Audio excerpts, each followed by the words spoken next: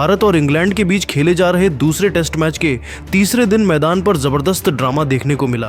KL Rahul और Ben Stokes के बीच हुई जमकर लड़ाई, फिर राहुल ने दिया करारा जवाब। आखिर क्या थी इस लड़ाई की वजह?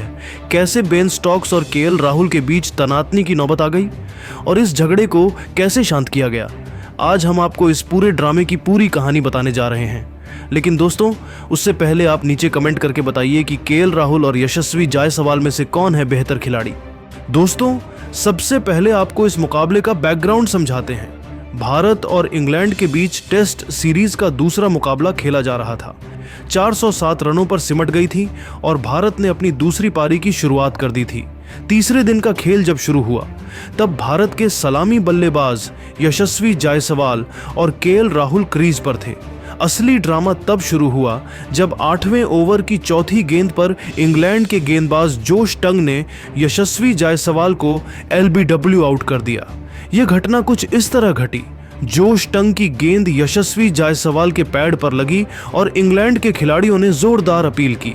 अंपायर ने तुरंत उंगली उठा दी और जायसवाल आउट हो गए। लेकिन जायसवाल को इस फैसले पर भरोसा नहीं हुआ और उन्होंने अपने सलामी जोड़ीदार केएल राहुल से बात की। दोनों ने डीआरएस यानी कि डिसीजन रिव्यू सिस्टम लेने का फैसला किया। जायसवाल ने राहुल के साथ चर्चा की और रिव्यू के लिए इशारा किया, लेकिन जब तक रिव्यू लिया गया डीआरएस का समय समाप्त हो चुका था। स्क्रीन पर टाइमर 0 दिखा रहा था। यही वह पल था जब मैदान पर माहौल गर्मा गया। इंग्लैंड के कप्तान बेन स्टोक्स को यह बात नागवार गुजरी। उन्होंने केएल राहुल और यशस्वी जायसवाल की ओर तीखी टिप्पणी की। स्टोक्स का कहना था कि भारतीय बल्लेबाजों ने जानबूझकर समय बर्बाद किया और डीआरएस नियमों का दुरुपयोग करने की कोशिश की। स्टोक्स ने राहुल की ओर इशारा करते हुए कुछ अपशब्द कहे, जिससे राहुल का गुस्सा भड़क गया। राहुल ने स्टोक्स को करारा जवाब दिया और कहा कि मैदान पर नियमों की बात मत करो, पहले अपनी गेंदबाजी देखो। यह सुनकर स्टोक्स और भड़क गए। दोनों खिलाड़ी एक दूसरे के सामने आ गए और ऐसा लगने लगा कि बात हाथापाई तक पहुंच सकती है। मैदान पर मौजूद दर्शकों का शोर और बढ़ गया।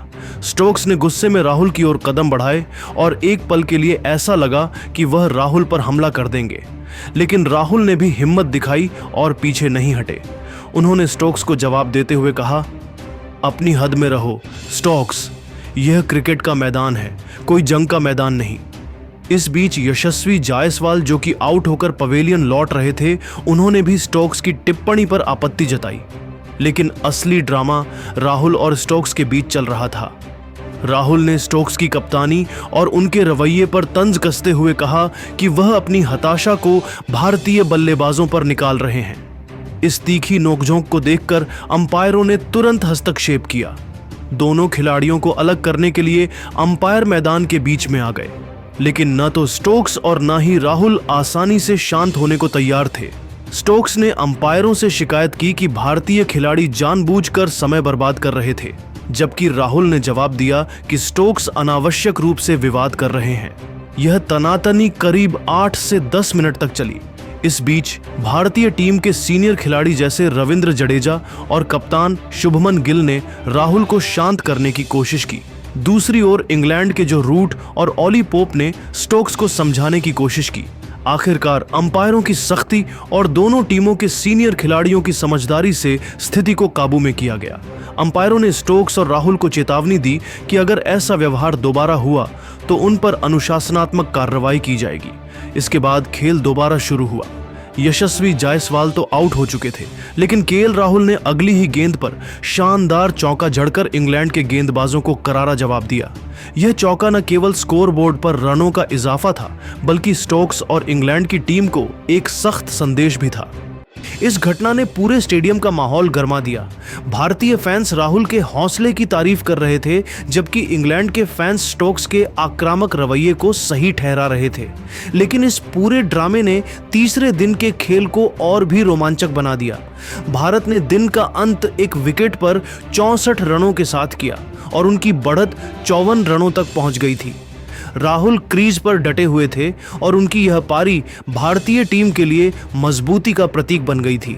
दोस्तों, यह था तीसरे दिन का वह तगड़ा ड्रामा जिसमें केएल राहुल और बेन स्टोक्स के बीच हुई तीखी नोक झोंक ने सबका ध्यान खींचा। लेकिन अब सवाल यह है कि इस पूरे मामले में गलती किसकी थी? क्या स्टोक्स का गुस्सा जायज था या राहुल ने सही समय पर जवाब देकर अपनी टीम का हौसला बढ़ाया? आप अपनी राय नीचे कमेंट करके जरूर बताइए। साथ ही ऐसी ही रोमांचक क्रिकेट अपडेट्स के लिए हमारे चैनल को सब्सक्राइब करिए। धन्यवाद।